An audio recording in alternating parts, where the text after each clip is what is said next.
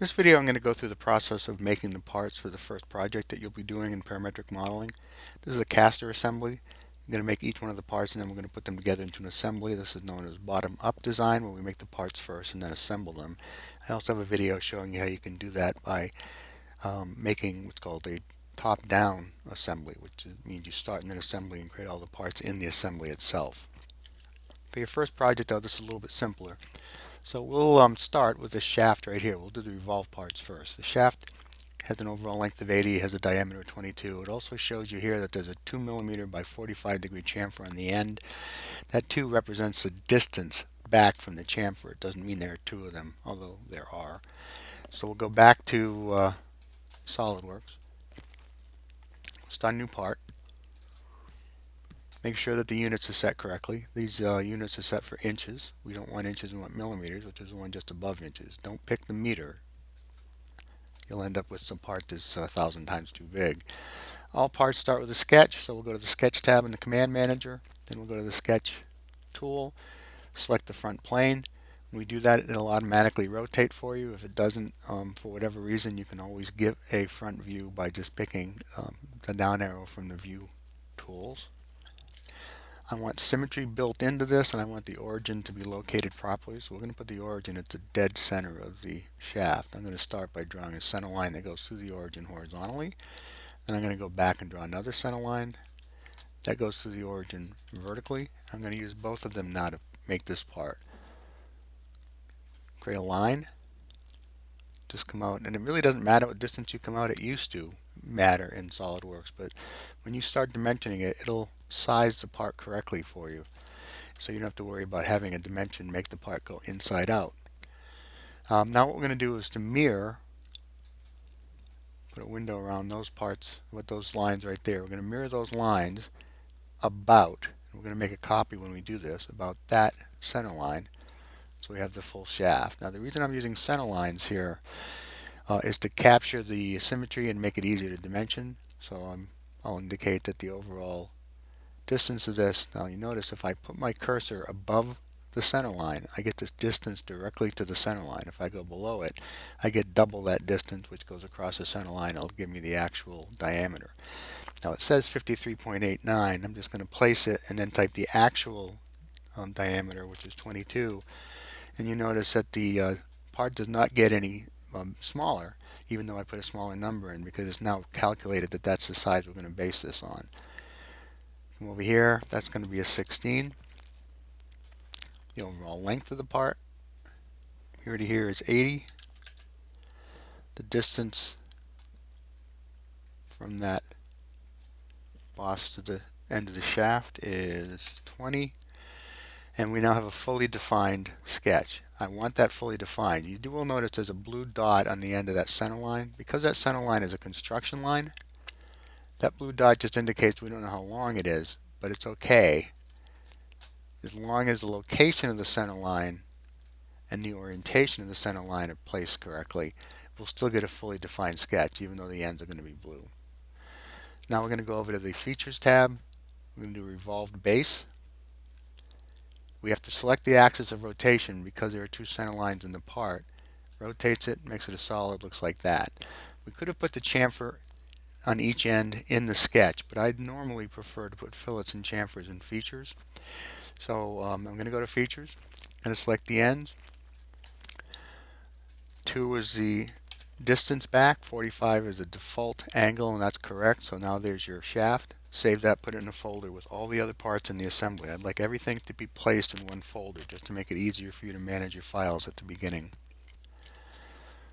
Now I'll make another new part. Possible, by the way, to have custom templates so that when I start, I can start with millimeters instead of inches, so I don't have to make that choice. Again, we're going to make a sketch. We're going to sketch on the front plane.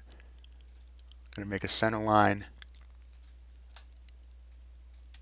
Okay, now I missed on the center line. The easiest thing to do is to delete it. Problem is I moved my mouse so that it was no longer horizontal. So now it's horizontal, goes to the center. Do that. Now, I'm going to draw this one, this bushing. I'm going to start above that center line, horizontal center line.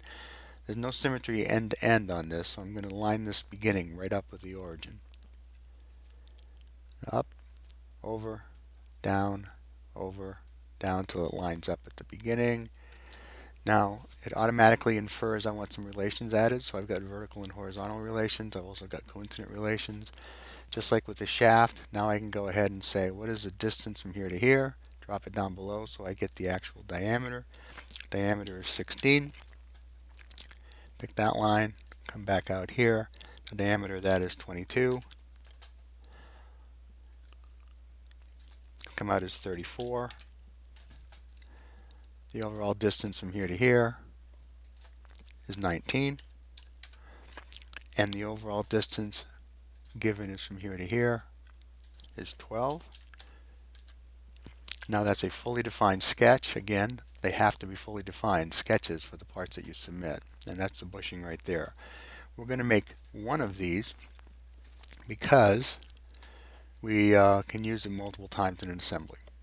Again, this is very basic right now just because it's your first project. We'll do features, revolve base. Now there's only one center line, so it knows we want to revolve around that. So we do that. Go ahead and save that, put it in the same folder and give it in. Next is the wheel. The wheel is going to be similar to the bushing. We're going to do a revolve on it. We're going to use a center line through the center vertically so that we can just draw half of that half section. Then we're going to do a center line that goes down through the axis of rotation.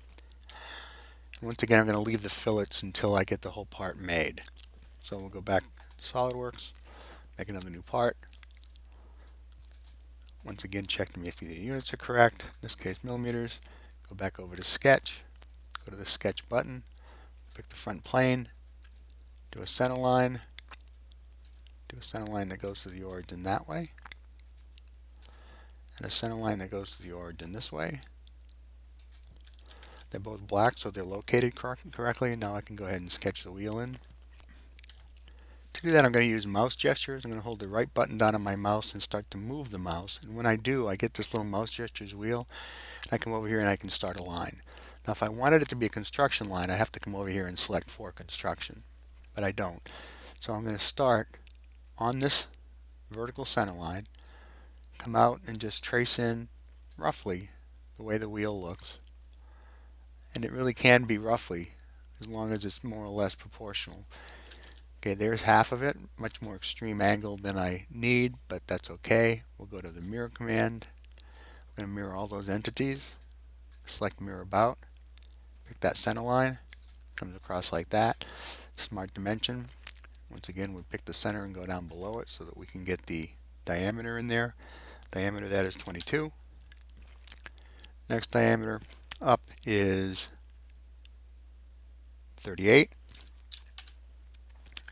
The overall diameter of the wheel itself is 100.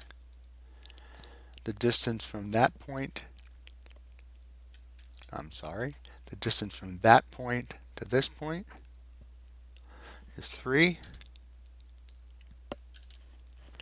I'm going to undo that because I just made a mistake. So I just deleted that dimension. We'll go back to Smart Dimension, and we want the distance from the top of this to that point right there to be 3, and the top of the wheel to this point right here should be 5.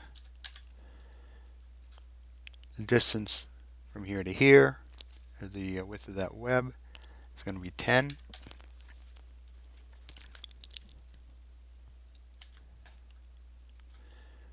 The overall width of the wheel itself, back to Smart Dimension, the overall width of the wheel itself is 38. Now you notice that the rim did not change shape when the hub did. That's because I haven't put a relationship between the rim and the hub.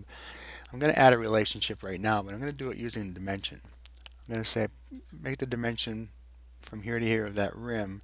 When I place it, I'm going to type an equal sign. And when I type the equal sign, I'm going to say make it equal to that dimension. So you notice it has a name for that particular dimension. This is the first sketch. That's the 7th dimension. When I do that, it now means that this is an equation-driven dimension. That's what that little symbol means right there. So that as I change this dimension, the dimension changes on the top as well. Come back over to features. We'll do another revolved base.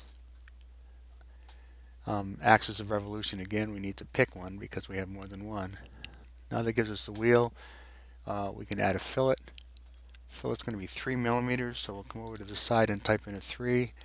Now in this particular case, we can pick the individual edge, or we can pick a face. If we pick that face, change my size back. Pick that face, it'll grab both edges that are associated with that face. You have to be careful. You have to make sure that you're being selective. If we want both of those fillets in there, then we put them in like that. Now the part is done. Looks like so. I'm going to end this video. I'll call it caster revolve parts, and I'll do a separate video for the parts that are going to be extruded.